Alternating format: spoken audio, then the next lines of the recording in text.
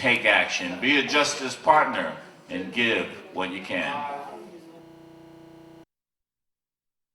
4, 3, 2, 1, go. Way back, brothers and sisters, you're listening to the National Action Network Saturday Action Rally, coming to you live on WLIB 1190 AM in New York. We're streaming to you across the nation on a number of platforms. In the 10 o'clock hour, we'll be live on the Impact Television Network, and we're live here in the House of Justice, 106 West 145th Street. Call somebody. Tell them the action is on the air. Those of you right here in the House of Justice, I want you to get on your feet. Those at home, put your hands together for the president and founder of the National Action Network, the Reverend Dr. Al Sharpton. No justice. No peace. No justice. No peace. No justice. No peace. No justice. No peace. No justice. No peace. What do we want? Justice. What do we want? Justice. What do we want? Justice. When do we want it? Now. When do we want it? Now. When do we want it? Now. Hug the person next to you. Tell them you love them.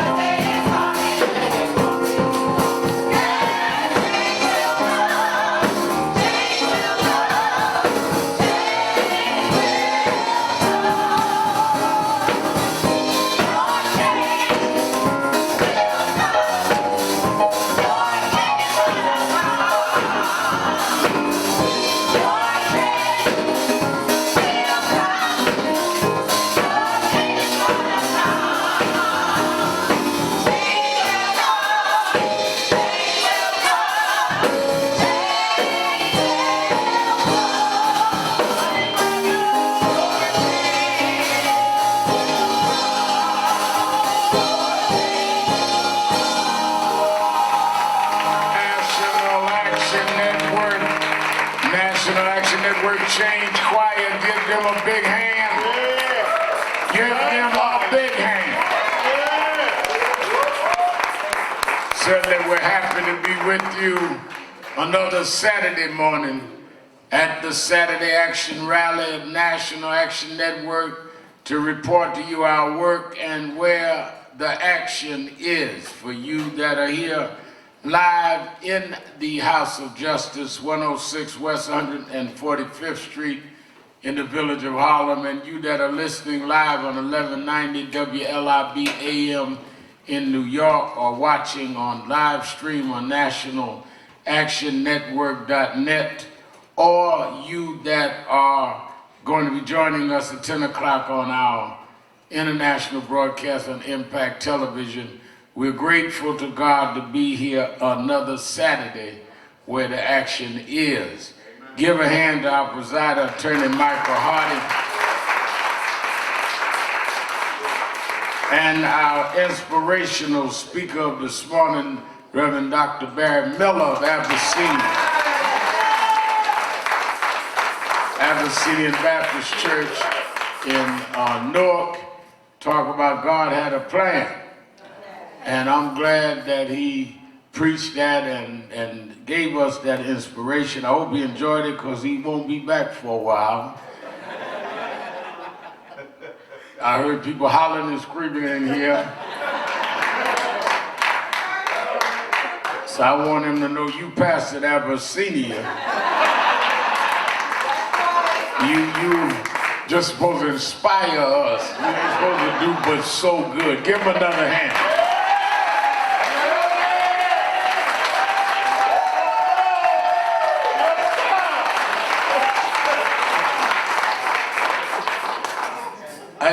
A little Nan history is that when many years ago, I guess around over 20 years ago, there was 4 young men that left Harlem, headed down the New Jersey Turnpike, and they were headed to do a basketball tournament, and they were stopped by New Jersey troopers who shot the 4 young men. They survived, and it became known as the New Jersey 4 case. That Saturday morning, one of the 4 young men's fathers came to the Saturday Action Rally. That's one of the reasons why we have Saturday rallies in the tradition started under SCLC, Dr. King. I learned it from Reverend William Jones, who I was youth director of Breadbasket, New York, and under he and Reverend Jesse Jackson, is that people know they can come on Saturday morning to try to get help and to try to be involved. So one of their fathers came that Saturday and said that he wanted to see me, and someone, this was at the original House of Justice on 125th and Madison, and we had someone from our crisis department talking to him, and as I came out of the office to head to the stage to speak, he was standing there weeping and said, "Reverend Al, I really need to see you." And the person that was helping him said, "I'm helping you." And he kept crying, and it just bothered me to see a man like that cry. And I said, "What's the problem?" And he told me the troopers shot my son last night and shot 2 others, and they were good kids. They didn't do anything wrong. And I need you to help to really get justice and fairness for them. They're in the hospital in southern New Jersey. And I told him, I said, "Well, do you know if they had any drugs in the car, guns in the car?" He said, "No." I said, "How do you know? You wasn't there." He said, "I know my son." And this is being Father's Day weekend is a good thing to know. There's some men stand up for their children. There's some fathers that didn't abandon their children. And he stood up for his son. And because of his standing up so firmly and believing in his son, I said, I'll tell you what, I don't know whether your son is right or wrong. I don't know if they're going to find drugs in his car or guns or what. But if you believe in them, I'm going to call for an investigation. I said, I'm preaching in Newark in the morning. And if you meet me there with the one that didn't get shot, I will hold a press conference and call for justice. And that's how the case started. Where I held the press conference was at Abyssinian Baptist Church in Newark. As God would have it, I was preaching for Abyssinian that morning. And we started the New Jersey 4 case from Abyssinian Baptist in Newark, New Jersey. Later we got Johnny Cochran involved, and that was the case that really brought to the American lexicon the phrase of racial profiling. Because there were many groups, legal groups and all, that were fighting these cases, but this made it public that they were just stopping blacks at a disproportionate number on the turnpike. That's where the expression "driving while black" started. With those 4 young boys, they weren't little, but they were young teenagers. And the case started at Abyssinian Baptist Church. So we have a direct link to that church, and we are grateful to have the choir with us and Pastor Barry Miller. Give him another hand.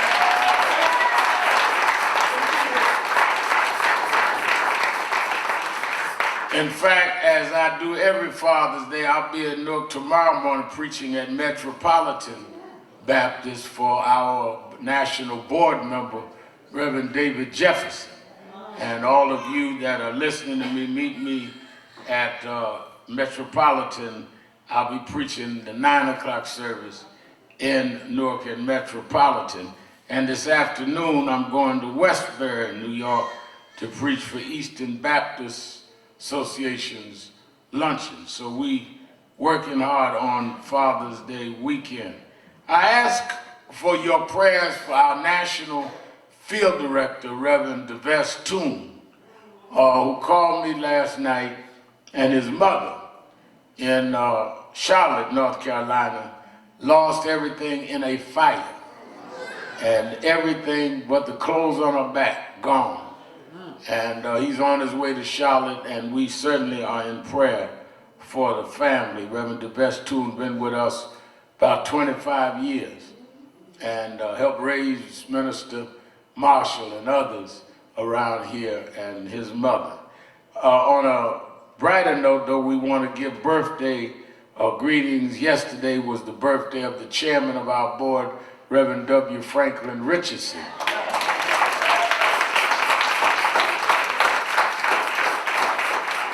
Senior pastor of Grace Baptist Church, and he's been a great community pillar, a great national leader, the Conference of Black Churches, as well as chairman of the board of National Action Network. He's been a minister extraordinaire, and we celebrate his birthday. We posted it on all our social media. I called him all day, and his phone went to a voicemail.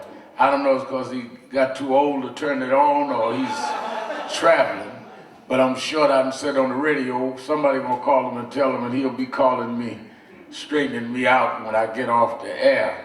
But give a birthday shout out to Reverend Dr. W. Franklin Richardson. Let me share with you that I want you to not take these days for granted, that we are in the midst of all this celebratory stuff, and all of these holidays have just been reduced to commercial exploitation. The greatest gift you can give your father is to call your father and say Happy Father's Day, and to share some kind of bonding no matter what you've been through. All of the gifts, all of the flowers and all of that is well and good, but it is the bonding that we need restored in our community.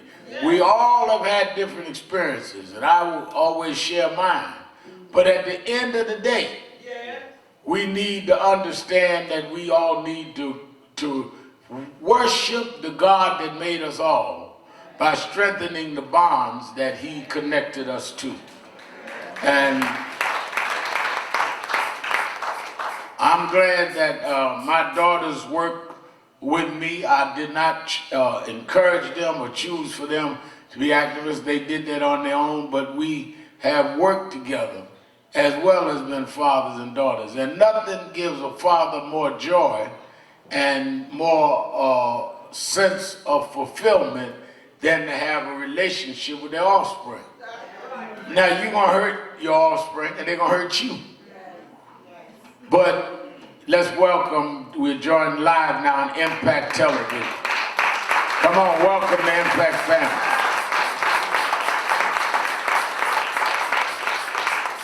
But the mutual hurt is minimal to the bonding that we need, because no matter what my father did or somebody else did to you, you would not have gotten here without them.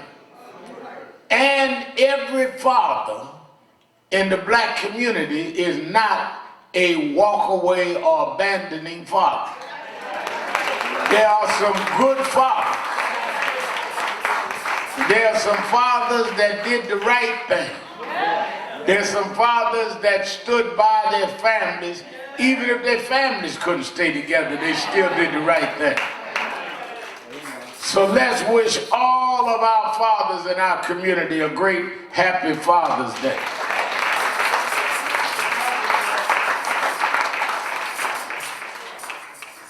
I want to recognize the presence of Miss Gwen Carr, mother of Eric Garner, with us. Give her a hand.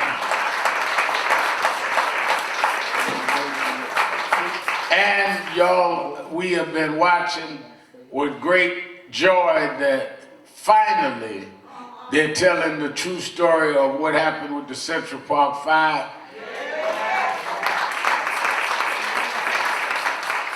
And this brilliant director, Ava DuVernay, who humanized it, talked about what happened to the family and what happened to these 5 young men that she was able to put in human terms where you could feel it in this documentary, as well as a docudrama. And last week I talked a little about it, and I was very happy that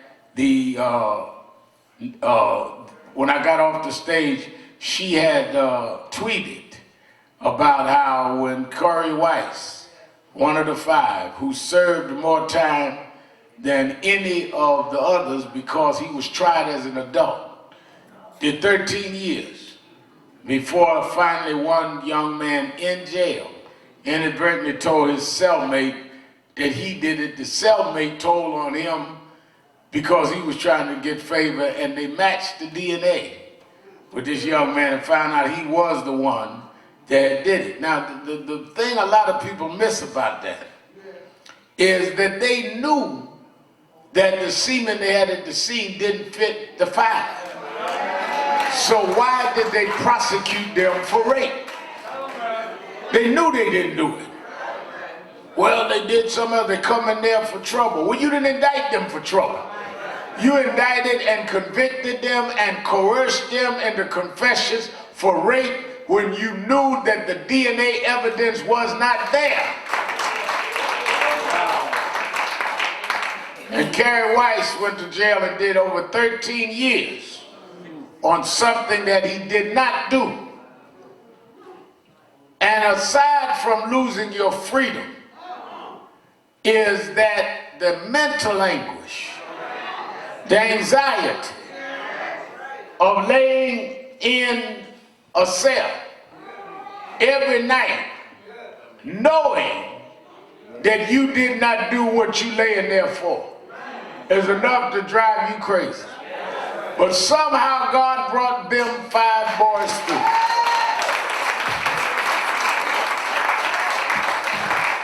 And somehow, if you just hold on a little while, Reverend Miller, that you'll get the victory at the end. Who would have ever thought when we were outside in front of that court 30 years ago, and they called us names, said I was against the white lady that was viciously raped, and there are all kinds of character assassinations they tried.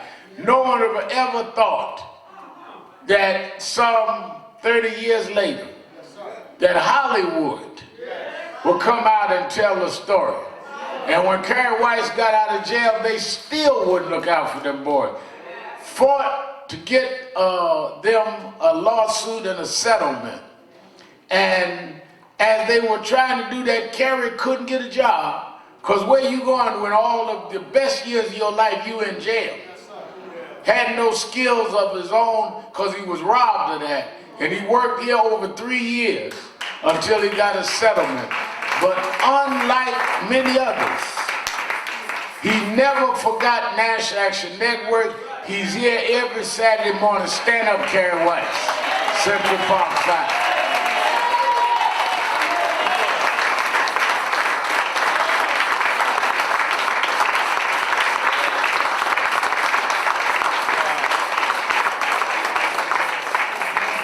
Now I'm going to tell y'all something about how voting matters. When they sued for damages, I want y'all to get this now, and I know some of the press listens to the broadcast. They refused, the city of New York refused to settle the case. Well, Is that right? go. When de Blasio came in, one of the things we asked the mayoral candidates on this stage when they were running Yes. is, if you become mayor, will you deal with the Central Park case? Did we not, Attorney Hardy? And de Blasio committed he would, the others did, and it was Bill de Blasio's administration that settled the case.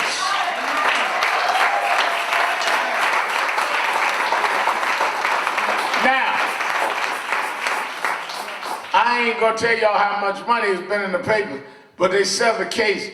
The lawyer, though, one of the attorneys that were involved in the case, is one of the lawyers that's representing Gwen and the Garner family. Right now. So it ain't no big circle about this thing. Now, I'm not saying that to support de Blasio for president. I'm telling you that we couldn't get Bloomberg to do it, but de Blasio did. And it's the same lawyers fighting for Garner right now. Hello? That's why I see those that just jump up and talk without knowing what they're talking about. Well, vote don't matter. Well, on some things it does. And I want whatever I can get. If I can't get it all, I want some until I can get the rest. Now, while I'm going down that street, there was some folk asked me this week, reporter, Red Mal, you against them banning menthol cigarettes in New York? They were going to have a vote on this in the city council. I said, we had a town hall meeting right here. Some of y'all were here.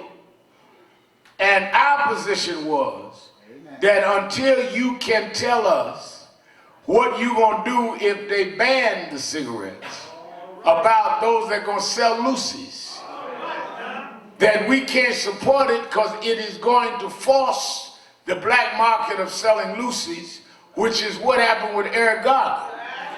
And until you tell me you are not going to criminalize them, why would we force a situation that has unintended consequences? Well, Red Mal, y'all just saying that because tobacco companies support y'all's convention and all that. They've been supporting our convention for 25 years. There wasn't no ban. First of all, if it's a health issue, I agree with you that smoking is bad, even though some smoke. But then why aren't you trying to ban all cigarettes? If it's a health issue, we should get rid of it. So in other words, the guys that smoke Marlboros and whatever it is, I ain't a cigarette smoker. They all right. But you and I know, because I live on the ground. I ain't one of these health elitists running around here calling folk names. On the ground, you and I know if they ban menthols today, y'all still gonna go find a way to get your Cools and Newports. So I wanna know, are you going to have police arrest them or fine them? And if they get a certain amount of tickets, they can then arrest them. Well, that's what happened to Eric Garner. Why in a city that has yet to show us that they will at least fire Pantiello, would I agree to creating other scenes like that? Don't try to cheapen this to some donations we always got. Deal with the fact that this city has put us in a position where we cannot trust how they would handle dealing with something like that. If you want to ban it, put in the legislation criminal justice boundaries that you cannot criminalize those that will deal with this, smoking it or selling it, and that chokeholds are illegal. You want to ban something, ban chokeholds by New York City police by law.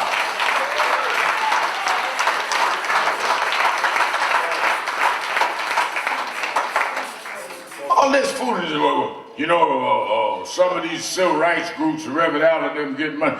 No. I never took the position until Eric Garner happened. The reason, if you watch the tape, the reason they came up on Eric had Lucy's in front of the store. I'm not going with that. They can talk about, well, we don't believe that's going to happen. It already happened. And y'all ain't fired this man, and the man them should have fired him. We didn't need a trial. Fire him because he violated police policy. You would not enforce police policy. Now you want to come with something else? I'm not supporting anything till we know how y'all are going to conduct your behavior in the city of New York. Now put that in the newspaper.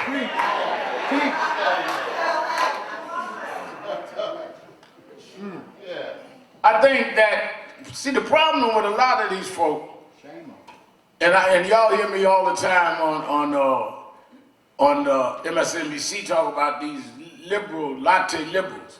You know, these guys, they smart in everybody, but they got money. You know, they sip lattes and talk intellectual talk. They ain't on the ground.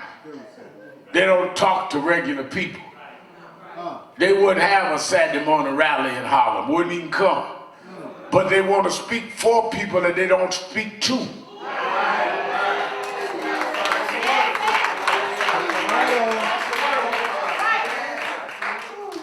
The day of the black church is over. Black church service is real people on the ground. The grassroots lumpen proletariat that you talk for, that's who's in the black church. But because we are not as polished as you and acceptable as you, and we remind you who you trying to run away from being. I'm a proud product of the black church, where we wave our hands and holler and get emotional, because that's how we survived slavery and the back of the bus and drinking from Ever Lord and Fountain. You might be ashamed of how we got through. I'm proud of how we got through.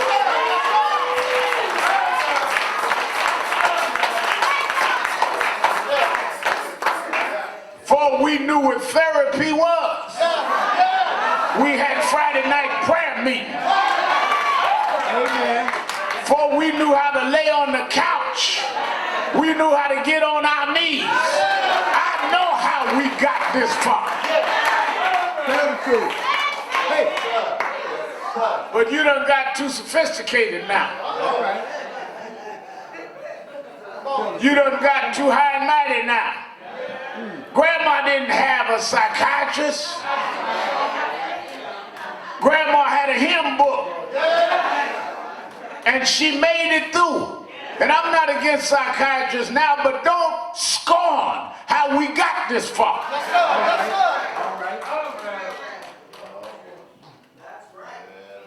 And that is what we've got to deal with in our community. And in this, ain't nothing blacker than the black church.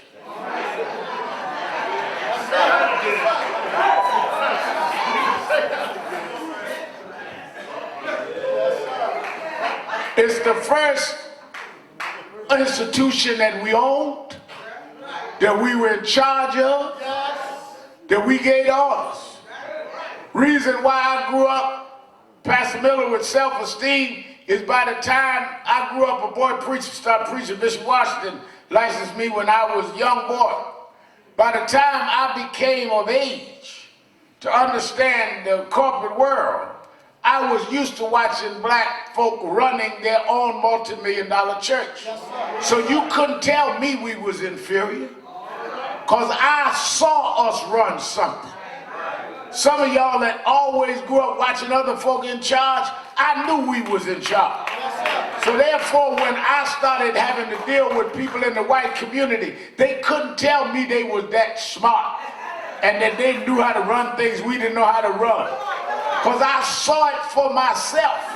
I was raised in it, in a black church, and there was nothing backward about us. It was something forward about people that came out of the jaws of Jim Crow and built multi-million-dollar ministries in the 50s and the 60s. It took geniuses to do that.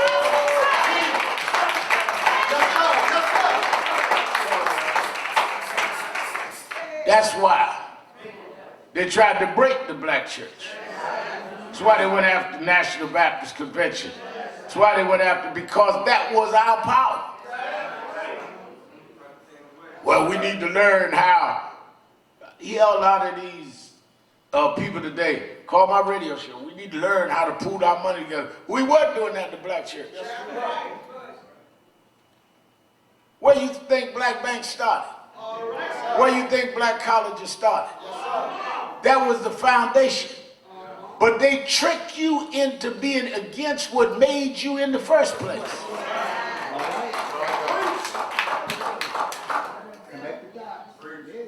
We fought, get you into white schools, and they sent you back with a theory on condemning what sent you there in the first place. We didn't send you over there to get a degree in betrayal.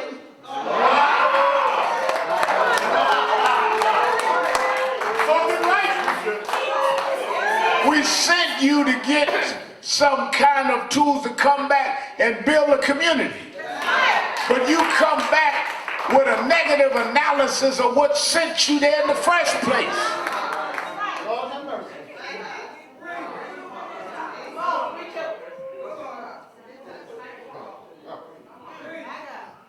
I'm now a PhD, and I'm going to write my thesis on the death of the black church.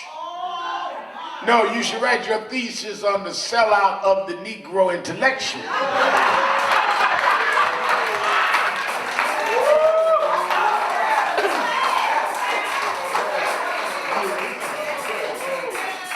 Because it was Sister Gloria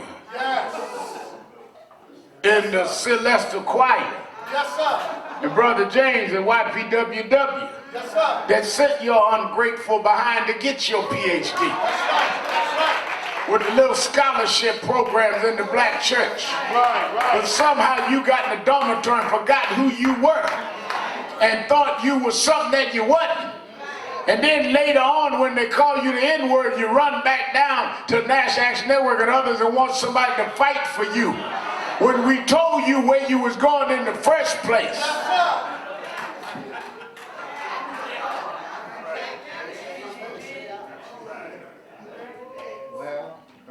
That's how we end up lost and end up with a president to show you how lost you got. Just in case you forget, Trump will come every day and show you something else. Just in case you wasn't paying attention, I got another one for you. Man sit up on international television the other night saying ain't nothing wrong with taking information from foreign countries. Yes, he did. Call the FBI for what? This is the president now. But this is who he was. I was talking to some people last night about reparations, and they starting hearings this week. I'm having Congresswoman Sheila Jackson Lee, who's in that committee, who's put H.R. 40 in to begin the reparations commission rather. She's on my show today, 5 o'clock on MSNBC, my Politics Nation with Al Sharpton. And we were talking about it last night, some friends of mine. And what I was telling them is that when you really look at what Trump is doing, it is exposing you that the only thing they could sell was white supremacy. When you go in many of these pockets of low economic areas in the white community, what they historically did since slavery days. Now, they don't have much. They got an opioid scandal going on with even white youngsters. Income gap there, wages down. And the way they justify and get around it is they say to them, don't worry, at least you're not black. That's how they sell themselves.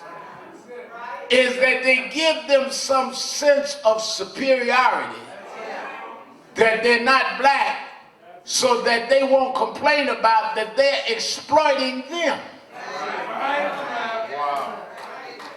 Watch that now. Trump promised the coal industry was coming back. Ain't happening.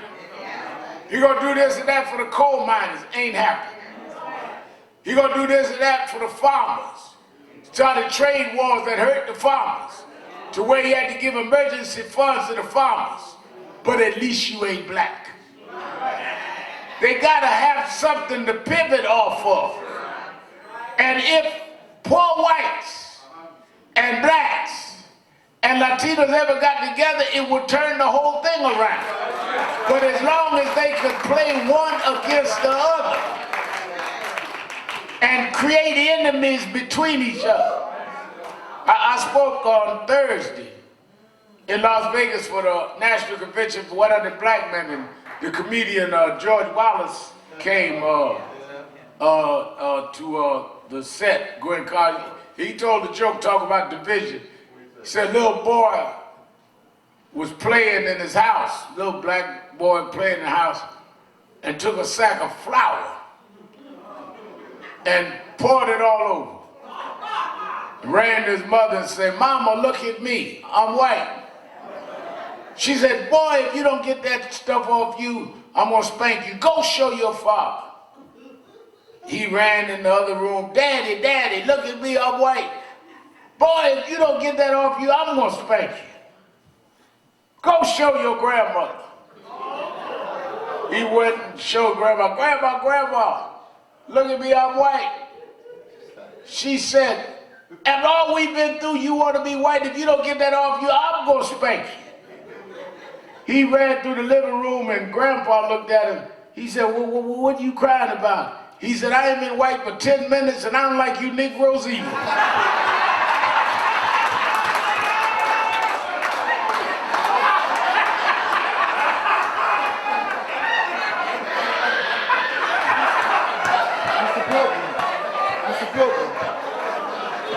They train us to dislike and fight each other.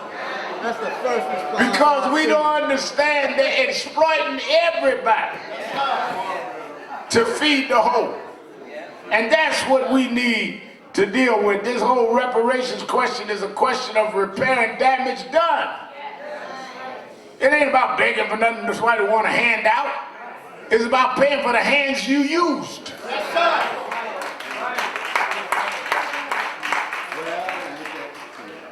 Let me say that as we look at Father's Day, many of us have had the results and residue of the historic breakdown of the black family.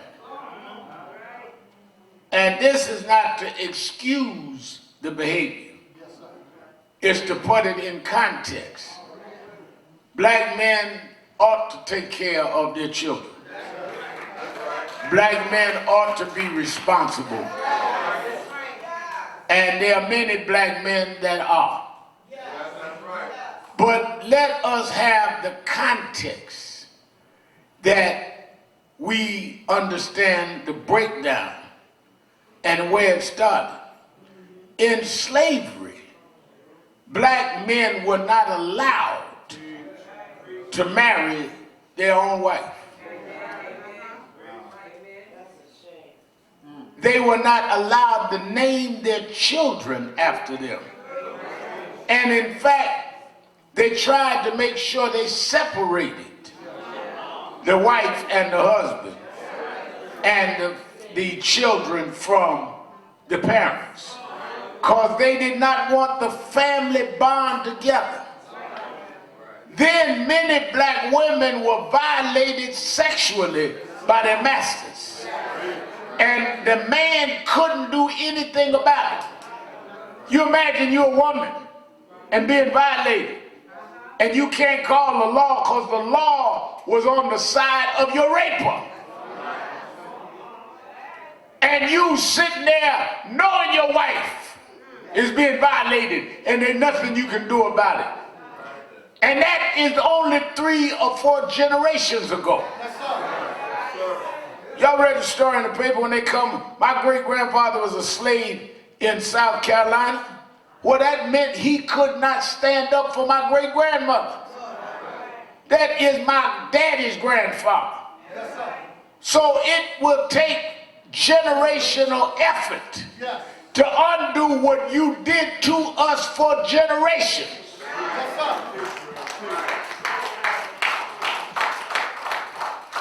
It's 400th anniversary this year of blacks being brought here as slaves. That right? We were not given Emancipation Proclamation to 1863. That right? So from 1619 to 1863, we had no rights anyone had to respect. We could not have a family by law. We were named after our masters, and our mothers, sisters, and daughters was at the mercy of slave masters. Is that right? For almost 300 years. Now in 100 years you want us to turn all of that around after it was ingrained and enforced by law. And they're going to sit around writing books about what happened to the black family. History happened to the black family. Now our job is to restore it. Not use it as an excuse, but to restore it. But in order to restore it, you got to know where you start. You're starting from the systemic, racist, white supremacist destruction of something that should have never been destroyed.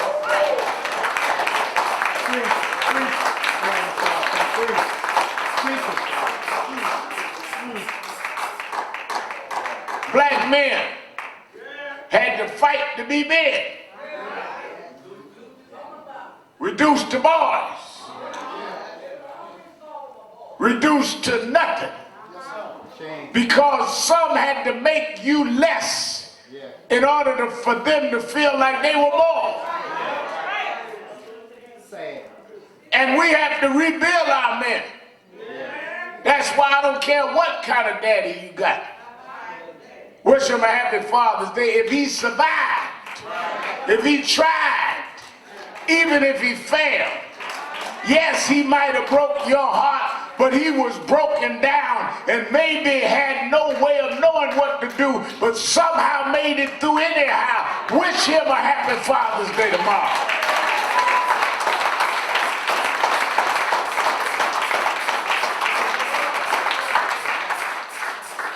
And then recapture the greatness of who we are.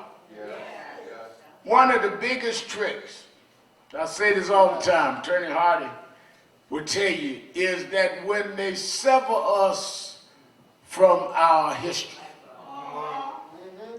one of the biggest tricks I've seen is where they have tried now to convince millennials that it all is about them and don't connect to nothing before them. Because that robs you of your destiny. If you don't know you're connected to greatness, you will settle for less than what you were brought here to continue. Doesn't mean that you imitate what was ahead of you. It means you continue in your generation the greatness and the upward spiral of them before you. But if you don't know what was before you, and you don't know therefore the obligation and expectation of continuing excellence. If you don't know that Garvey and Malcolm and Adam Powell walk these streets, then you let people gentrify you out of the neighborhood, because you don't see it as landmarks. You see it as somewhere to get out of rather than somewhere to preserve and build. Which brings me right back to the black church. The institution lasted longer than the pastor and lasted longer than the choir director. because the word's supposed to stand. And that's in the Bible. That's why everybody in the Bible that God used always reminded you they came in the name of what preceded them. Yes, sir. Yes, sir. Every prophet Yes, sir. said in the name of the God of Abraham, Isaac, and Jacob. Didn't come and say, I'm the new thing, this is my time now. No, I am a continuation. Yes, sir. Yes, sir. I manifest the same strength and glory of the God of Abraham, Isaac, and Jacob. Now watch this. Even Jesus, I'm going to tell you this and let you go. Even Jesus, when he got to a certain point, the Bible says he went up on the mountain. And John and Peter Yeah, right. was with him. Is that not right? Yes, sir. And they went and they called it a mountain of transfiguration. Yes, sir. I want y'all young, only one got the anointing kind of folk watching me to get this. Y'all that condemn the old school church.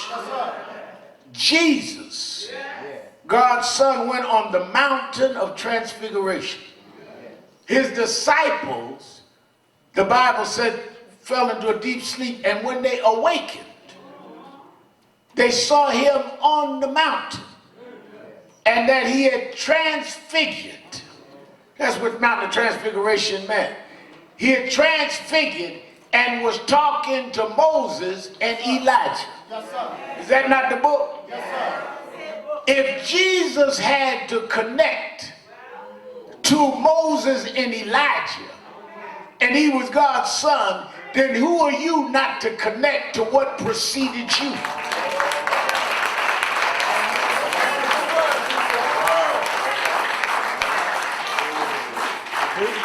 Even Jesus checked in with who preceded him.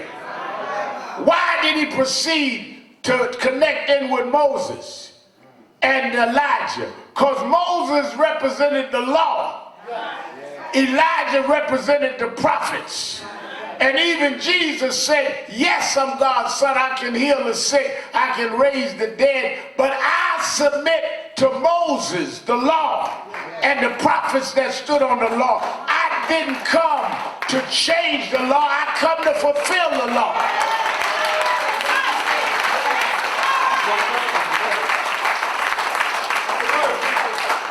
But here you come and think it all started with you. Wasn't no anointing till you got going. Couldn't nobody see nothing till your eyes got going. The whole world and they that were in it, we was all waiting on you. You teaching. When Jesus submitted, the reason why there's a lesson there is if Jesus wasn't trying to give us that lesson, he'd have never let the disciples wake up and see Elijah and see Moses. So he must have wanted us to know it because he let them see it. So John wrote about it. And they wrote about it. He wanted us to see it. And when they began talking about it, that's when they disappeared. The lesson was that you must be connected. Because the reason why you got such anxiety now and frustration now is you're not connected. Reason why you don't understand why you can't get out of your own way. You have no connection.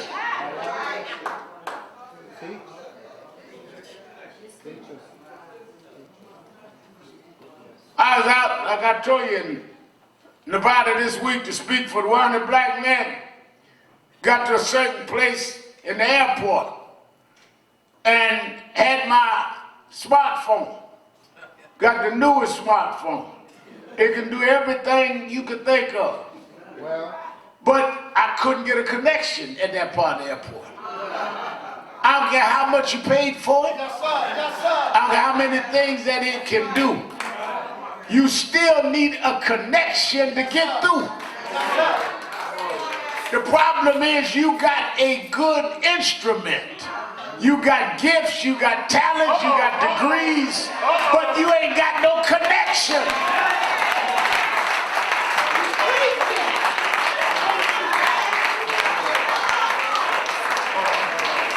What good is an education without a connection? What good is a degree without a connection? What good is knowing everybody without a connection? Because you won't know what to do with what you got unless you connect it.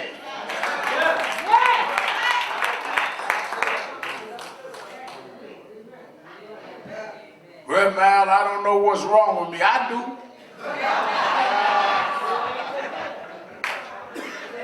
do. You're unconnected. You did everything right, but you broke your connection. You trying to be everything but what you were born to be.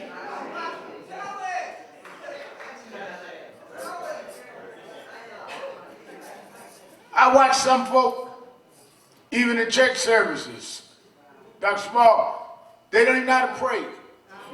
That's why Jesus put Lord's Prayer in the Bible, where you pray to God. A lot of y'all pray to God like God is waiting on you to tell him what to do rather than you asking God to show you what to do.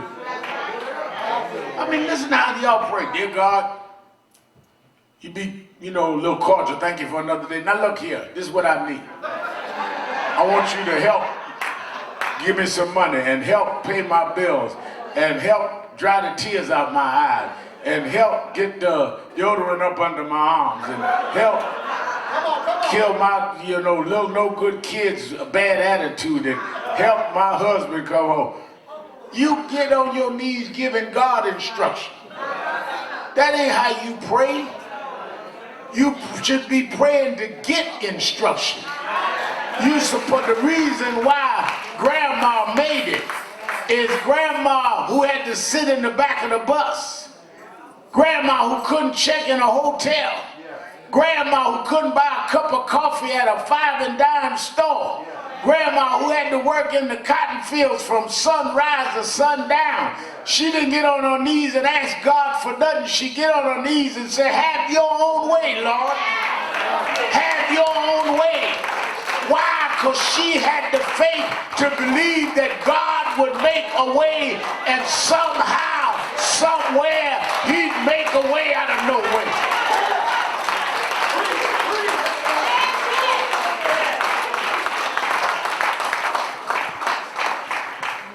You get on your knees with a wish list. Like God is your valet, waiting on you to order what you want. God created you for a purpose. God made you for a reason. And God will test you. Some of what you are going through. Some of the anxiety and frustration you're going through right now is a test. Let me say this on Father's Day. Every man, every father that God used, he tested.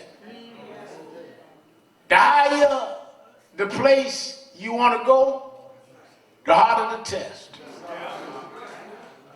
You can't, I just did 4 commencements this season. You can't go and get a college degree on a junior high school test. You want a college degree, you had to pass a college exam. And a lot of y'all want God to raise you, but you want to pass low test. There was a man that had served God, did everything right, and then he decided to cast in his chips. That's some of y'all try to bargain with God. God, I was there, did this, that, the other, bless me, you owe me. You said I reap what I sowed, I sowed. So I'm going to chip in. Now, he decided to call in his chips. He had a child with his maidservant. Child was born. His wife had become barren, couldn't have no more children. And she became so upset and disturbed that he had this child. and was begging God, how could he do this to her? And God said to Abraham that if I bless you, I want you to understand, I make young women infertile and can make old women fertile. But I'm going to test you. And he blessed Sarah, his wife, in her old age to have a child. And she had a baby, and they named him Isaac. Now you can imagine that meant everything to Abraham. Folk running around town talking about Abraham's supposed to be a great preacher, done knocked up the maid servant. Imagine what they were talking about in the church. Finding out an old first lady pregnant now. Saved Abraham's marriage. Saved Abraham's standing in the community. Saved Abraham's pastoring. Little Isaac, who he had with his wife. And then it came time for sacrifice. And they went up to the mountain to do the sacrifice, where they give the lambs and the sheep and lay it out before God to sacrifice. And he got his crew together, little Isaac, and they went up to make sacrifice. And when they got up there, God said to Abraham, I don't want no sacrificial lamb this year. I want you to give me your son. The one that I blessed Sarah to have. The one that stabilized your leadership. The one that kept your standing in the church. The apple of your eye. I want you to sacrifice him. Abraham, I read the scriptures, several translations, didn't even grunt. He probably was brokenhearted. He probably was saying to himself, why would God do this to me? But he obeyed God. Took the little boy by the hand and took the woods and took what would make the fire and told his crew, y'all stay back here. Me and Isaac got to do this alone. And he went up further. And it got so bad and painful in the journey, Isaac looked up at his father. Isaac probably thought Daddy a little old, maybe get a little forgetful. He said, Daddy, I see the wood. And I see the fire. But where is the lamb? We forgot the sacrifice. Abraham didn't have the heart to tell him he was the sacrifice. He just looked at his son and said, God will make a way. And he got up on the mountain and he took the rope and he took the wood and he tied his son down. And I can imagine Isaac kicking and screaming, saying, Daddy, what you doing? And after he had tied him and stabilized him, he reached for his sword to come back. And when he got ready to slay his own son, an angel came and said, don't kill that boy. It's only a test. God only wants to see if you'll give it all up, and he'll give it all to you. You want to be the father of many nations, you've got to be willing to give it all up. If you give it all up, God will give it all to you. I know it looks dark. I know it looks confusing. I know it looks cloudy. But just like Abraham told Isaac, I come to tell you this morning, the Lord will make a way. God will make a way. I can't worry about Trump. God will make a way. There's only a test. There's only a test. God is still on the throne. God got a plan. God got a plan. God got a plan. Everybody's singing. Everybody's singing. Everybody's singing.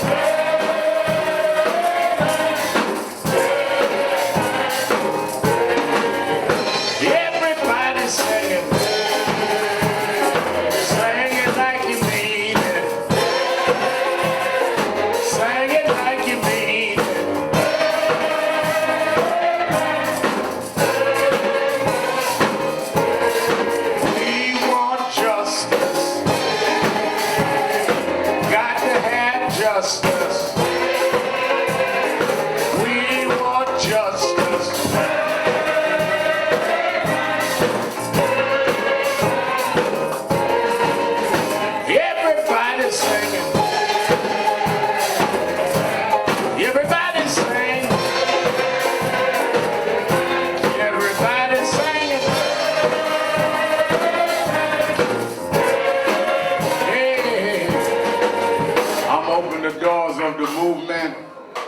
somebody here this morning never joined National Action Network, somebody that hears us on the radio, watches us on television, but never became an active part of the organization. If you're here today and just want to put your names on the book and be involved to the degree you can, just come down to me and let us sign you up this morning and be a member of National Action Network. Come on, just come to me. Everybody's singing. Everybody's singing. Everybody's singing.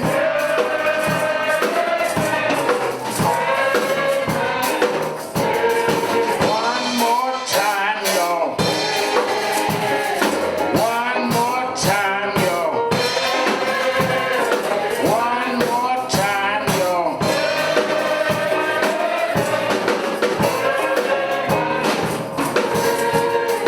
All right. You may be seated.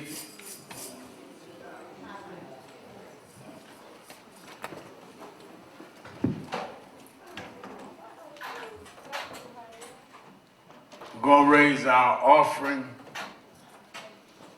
moving quickly so we can move on. I've got to get all the way to Westbury for the Eastern Baptist Association.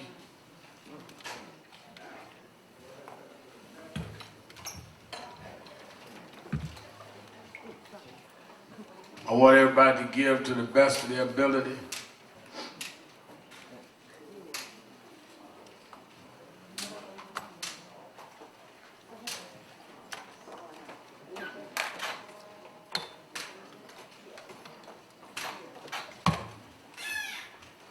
Everybody, you that are still listening in Radio Land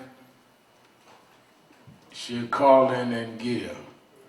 All right, I need about 10 people that can give $100 or more to come first.